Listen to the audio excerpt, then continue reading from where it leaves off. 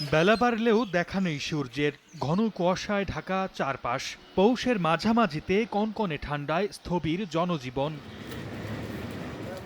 গত কয়েকদিন দাপট কম থাকলেও নতুন বছরের প্রথম থেকেই সারা দেশে বেড়েছে শীতের তীব্রতা। ঘন কুয়াশার সঙ্গে বইছে হিম বাতাস, গুড়ি গুড়ি বৃষ্টির মতো ঝরছে কুয়াশা। রাতভর ঝরতে থাকা কুয়াশায় বিপদ বেড়েছে কৃষকদের। বোরো ধানের বীজতলা, আলু ও সরিষার ক্ষেত নষ্টের শঙ্কায় তারা।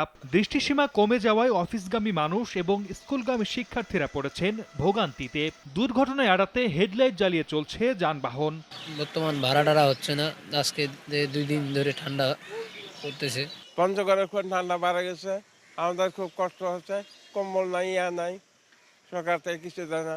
আমরা ঠান্ডার জন্য বাইরে হইতে পারতেছি না, রোডে পড়ে আছি, কাম কাজ নাই। কনকনে ঠান্ডা থেকে বাঁচতে অনেকেই খড়কুটো জ্বালিয়ে শীত নিবারণের চেষ্টা করছেন।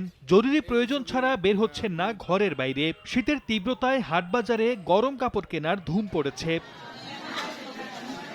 শীতের সঙ্গে পাল্লা দিয়ে হাসপাতালে বাড়ছে ঠান্ডাজনিত রোগীর সংখ্যা, যাদের মধ্যে শিশু ও বয়স্কদের সংখ্যাই বেশি।